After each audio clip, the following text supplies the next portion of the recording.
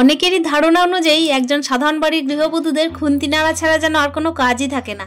খুন্তি নাড়ানো ছাড়াও যে বাড়ির অন্যান্য কত কাজ থাকে, তো চলো আজকে সেই ভিডিওটাই তোমাদের সাথে শেয়ার করছি। তো hello everyone, good morning, welcome back to my channel. আশা করছি সকলেই খুব ভালো আছো। আর ব্লগের শুরুতে বড়দের চরণে প্রণাম, ছোটদেরকে আমার প্রত্যেক দিনের মতো অনেক অনেক ভালোবাসা। বীরভূম জেলার একটা ছোট্ট শহর থেকে আমি সুধা আবারও চলে এসেছি তোমাদের সাথে অনেক অনেক গল্প করতে। সকাল টাইমে উঠে একটুখানি ফ্রেশ হয়ে তারপরেই দেখতে পাচ্ছ সকাল থেকে কিন্তু সবজি কাটতে বসেছি। একটুখানি চা খেয়েছিলাম, আর অফ ক্যামেরায় কিন্তু কিছু কিছু কাজ থাকে যেগুলো চটপট করে না সারলেই নয়। তো এই যে দেখতেই পেলে লাউয়ের খোসা কিন্তু দেখছি এখন ট্রেন্ডিংয়ে চলছে। তো এটাই অনেকক্ষণ থেকে ধৈর্য ধরে ধরে কুচি কুচি করে কেটে একেবারে থালার মধ্যে সাজিয়ে নিয়েছি। আর আলু ভাজার জন্য আলু কেটে নিয়েছি। আর এখন এই যে দেখতেই পাচ্ছ পনকা শাক কিনেছিলাম, তো সেই পনকা শাকটাই আর কি কালকের, তো এটাই একটু আর কি কেটে কেটে নিচ্ছি। আর কি বলতো বন্ধুরা, এই যে এত কিছু সরঞ্জাম এখন আর কি উপকরণগুলো আমি যে জোগাড় করছি রান্নার জন্য, সেইগুলো একেবারে ভেস্তে যাবে। সেটা কি কারণে তোমরা আস্তে আস্তে ঠিকই বুঝতে পারবে। আর ওখানে ওই যে দেখতেই পাচ্ছ আমি হাঁড়ির মধ্যে জল বসিয়েছি, সেটা কিন্তু স্নানের জন্য। আর আমি এই যে স্নানের আগে সবজিটা কাটতে লেগেছি। আসলে ওই যে বাথরুম বুকিং থাকলে যা হয়, তাই বলে যে রান্না খাওয়া ছাড়া আর কোনো কাজ নেই তাও তো নয়। সকাল থেকে কিন্তু অনেক কাজ থাকে, কেন কি খুন্তি নেড়ে রান্না করা ছাড়াও কিন্তু সংসারে এতই কাজ থাকে যেগুলো কিন্তু একটা বাড়ির হাউসওয়াইফরাই বুঝতে পারবে। আর আমাদের মতো সাধারণ মধ্যবিত্ত পরিবারের বউরা কিন্তু একটু ভালোভাবেই বুঝতে পারবে, কেন কি দেখো আমাদেরকে নিজের হাতেই কিন্তু বাড়ির সমস্ত কিছু ম্যানেজ করে নিতে হয়।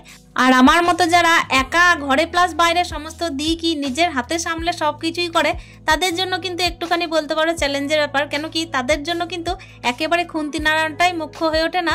তাদেরকে দেখো ঘরে প্লাস বাইরে সমস্ত দিকই একা হাতে যেহেতু সামাল দিতে হয়, তাই সব মিলিয়ে এক্সপার্টও হতে হয়। তো চলো দেখতেই পেলে তোমাদের সাথে গল্প করতে করতে ওদিকে কিন্তু আমি গোপালের সেবাটা করে ফেলেছি। আর এখানে দেখো ভাতের জল বসিয়ে ভাতের চালটাও দিয়ে নিলাম। কিন্তু এখানেই হচ্ছে টুইস্ট, আমি কিন্তু আজকে আর রান্না করিনি দুপুর টাইমে। ওই যে আজকে একটুখানি নেমন্তন্ন হঠাৎ করে চলে এলো। আজকে হচ্ছে শুক্রবার, আর পাড়ায় না একটা অনুষ্ঠান, মানে হচ্ছে সন্তোষী মায়ের ব্রত ছিল, তো সেখানেই কিন্তু আমাদের নেমন্তন্ন এলো। তো সেখানে দেখো প্রসাদ খাওয়ার ব্যাপার, যেহেতু না তো করা যায় না, আর প্রসাদ তো ভাগ্যের ব্যাপার তাই না। তাই আমরা কিন্তু চিন্তা করলাম যে মা ছেলে দুইজন মিলে কিন্তু প্রসাদ খেতে চলে যাই আজকে। ওই জন্যই দেখো দুপুর টাইমে কিন্তু আর রান্নাটা ওখানেই বন্ধ করে দিয়েছিলাম। তাহলে মোট কথা অনুযায়ী আজকে আর খুন্তি নাড়ানো হলো না। তবে খুন্তি নাড়ানো ছাড়াও যে মেয়েদের আর কি কি কাজ থাকে সেটাই তোমাদের সাথে শেয়ার করা। এই যে দেখতেই পাচ্ছ ছাদের মধ্যে কত কাপড় মেলা ছিল, তো সেইগুলোকেই পাট করে ভাঁজ করে নিচ্ছি। এবার দেখো ছাদের কাপড়গুলোকে একেবারে নিচে নিয়ে চলে যাব। আর এই যে তোমাদের সাথে গল্প করতে করতে আমি যে মাঝে কখন খেয়ে চলে এসেছিলাম তোমরা কিন্তু বুঝতেও পারোনি। দুপুর টাইমে দেখো অনেক কাজ থাকে, তারপর হচ্ছে অফ ক্যামেরায় যেগুলো কিন্তু আমাদেরকে করতে হয়। যেহেতু নেমন্তন্ন বাড়ি কখনো সখনো দেখবে ক্যামেরা কিন্তু সব জায়গায় করা যায় না, সেহেতু কিন্তু তোমাদের সাথে ওটা শেয়ার করা হলো না।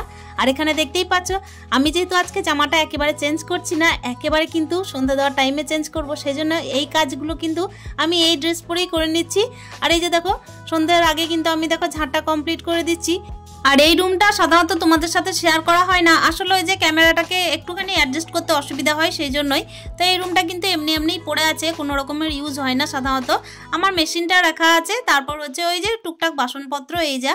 তো চলো বারান্দার রুমটা একেবারে পরিষ্কার করে নিচ্ছি। আর বারান্দায় কিন্তু ওই যে বাবার দোকানের মুড়িগুলো কিন্তু রাখা থাকে বস্তার মধ্যে, তো সেটাকে একটু সরিয়ে নড়িয়ে আর কি পরিষ্কার করে দেওয়া। তো চলো আজকে কিন্তু একটুখানি প্ল্যান করেছি, কি বলতো কয়েকদিন আগে হাজব্যান্ড এসেছিল, তো তখন গিয়ে কয়েকটা চারা গাছ নিয়ে এসেছিলাম। তো সেই চারা গাছগুলোকেই আজকে রোপণ করব, তার সঙ্গে একটুখানি ওই যে গাছগুলোতে সার মাটি দেওয়ার একটু ব্যবস্থা করব। মানে কখনো সখনো কি বলতো প্ল্যান করে থাকলেও না হয়ে ওঠে না, যেহেতু ছোট দিনের বেলা, কিন্তু আজকে মনস্থির করেছি যে করবই করব। তো চলো বন্ধুরা টুকটাক করে এই যে কাজগুলোকে আপাতত সেরে নিয়েছি সংসারের। আর এরপর কিন্তু চলে এসেছি নিজের শখের জিনিসগুলোকে একটুখানি পরিচর্যা করতে। আর গাছ পাগল মানুষ আমি প্রথম থেকেই বলেছি তোমাদের, সেই জন্য দেখো গাছের পরিচর্যা একেবারে ছোট থেকেই করা খুবই পছন্দ করি। তবে ইদানিং কি হয় জানো তো, ছেলে সংসার সমস্ত কিছু সামলে একেবারে সময়টা খুব কম পাচ্ছি। তবুও কিন্তু চেষ্টা করি এদেরকে বাঁচিয়ে রাখা, আমার চোখের সামনে দেখো জিইয়ে রেখে একেবারে যেন ফুটফুটে থাকে, চনমন থাকে, ওদেরকে দেখে যেন আমিও হাসতে পারি খেলতে পারি, সেই জন্যই আর কি চেষ্টা।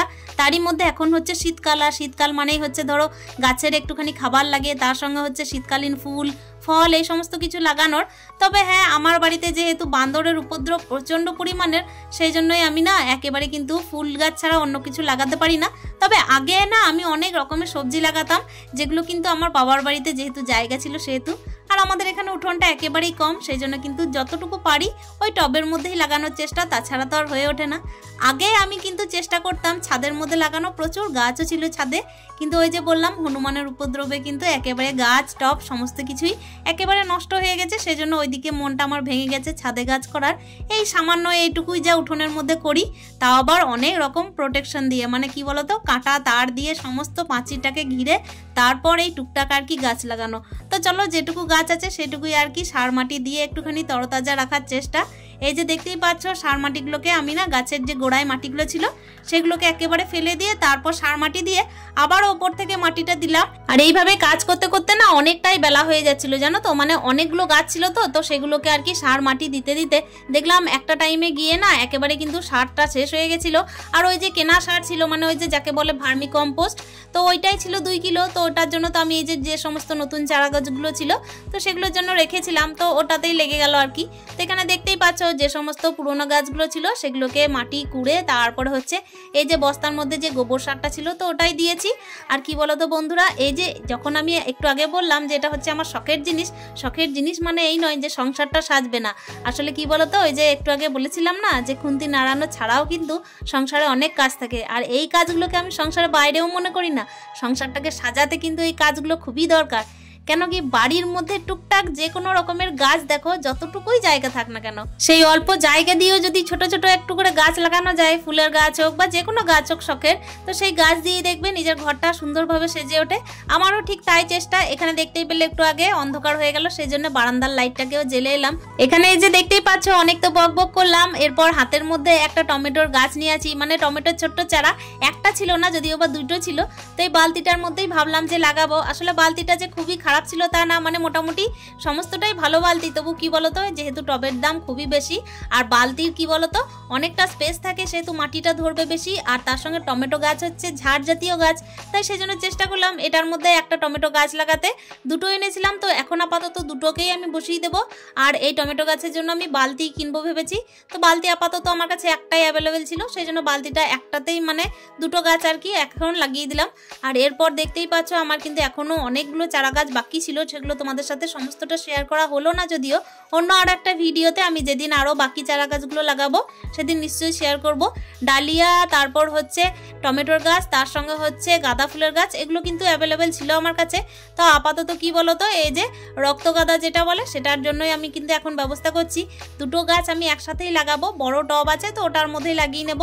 আর যখন আমি গাছগুলো এনেছিলাম তো তার সঙ্গে কিন্তু 2 কিলো ভার্মি কম্পোস্ট মানে হচ্ছে কেঁচো সার যেটাকে বলে, তো ওটাও সঙ্গে করে নিয়ে এসেছিলাম। তো ওই ছোট চারার জন্য কিন্তু ওই ভার্মি কম্পোস্ট আর মাটি সমস্তটা মিক্স করেই আমি আপাতত চারা গাছগুলোকে লাগাচ্ছি, কিন্তু আমার কিন্তু এখনো পর্যন্ত সার অনেকটাই লাগবে। সকাল থেকে যে রান্না করিনি, মানে কতগুলো যে কাজ করেছি অফ ক্যামেরাই হোক বা অন ক্যামেরাই হোক সমস্তটা না দেখালেও কিছু কিছু কাজ তোমাদের সাথে দেখালাম। আর কখন থেকে যে গাছটা লাগাতে আরম্ভ করেছি, এখন কিন্তু দেখো সূর্য একেবারে অস্ত চলে গেছে, আমার কিন্তু এখনো সন্ধে দেওয়া হয়নি। আজকে কিন্তু আমার সন্ধে দিতে অনেকটাই লেট হয়েছে বন্ধুরা। এখন দেখো আমি কিন্তু একেবারে রেডি হয়ে পড়ছি, মানে কি বলতো এই যে গাছগুলো যা লাগানো হয়েছে তাই থাক, আজকের মতো এখানেই আমি কিন্তু গাছ লাগানোটা বন্ধ করছি, মানে টব অ্যাভেলেবেল ছিল না সেজন্যই। তো চলো অন্যদিন কিন্তু আরও এবার ব্যবস্থা থাকবে। এরপর কিন্তু আমি অফ ক্যামেরায় সন্ধেটাও দিয়ে নিয়েছিলাম, আর আমার মা দেখো চিড়ে ভাজা করে এনেছিল, তো ওই চিড়ে ভাজাটাই আমি কৌটোর মধ্যে ঢেলে নিচ্ছি। আর একটুখানি চা আর চিড়ে ভাজা নিয়ে কিন্তু খেতে লেগে যাব। সন্ধ্যের টাইমে কিন্তু বাদাম দেওয়া চিড়ে ভাজা, গরম গরম চা, দুটো কিন্তু একেবারে খুব জমেই যাবে। এদিকে আমার ছেলেকে কিন্তু 1 গ্লাস দুধ আর কমপ্লেন দিয়ে দিয়েছি। তারপর দেখতেই পাচ্ছ রাতের খুন্তি নাড়ানো কিন্তু আরম্ভ করে ফেলেছি। এখানে কিন্তু বেগুন দিয়ে বেগুনের বড়া আর তার সঙ্গে হচ্ছে আলু দিয়ে আলুর বড়া করে নেব। আর রাত্রিবেলায় কি বলতো যেহেতু আমরা দিনের বেলায় সন্তোষী মায়ের ব্রত পালন করেছিলাম, প্রসাদ খেয়েছিলাম, সেজন্যই কিন্তু আজকে একেবারে নিরামিষ, তার সঙ্গে হচ্ছে টক জাতীয় কোনো খাবার, এই দুটো জিনিস তো আজকে চলবে না। তাই একটুখানি গরম গরম ভাত আর মুগের ডাল আর নিরামিষ জিরে আর শুকনো লঙ্কা ভেজে আমি এই যে আলুটা সিদ্ধ করে নিয়েছিলাম আর ওটাই মেখে নিয়েছি। আর তারপর দেখতেই পাচ্ছ গরম গরম কিন্তু সার্ভ করে নিয়েছি বড়া ভাজা দিয়ে। তো চলো বন্ধুরা আজকের ভিডিওটা গল্প করতে করতে এখানেই শেষ করছি। খুন্তি নাড়ানো ছাড়া কত কাজ দিয়ে আজকের ভিডিওটা শেষ করলাম, বুঝতেই পারছো একটা বাড়ির গৃহবধূদের কতই না কাজ থাকে। তো চলো দেখা হচ্ছে নেক্সট ভিডিওতে, ততক্ষণের জন্য স্টে হ্যাপি, টাটা।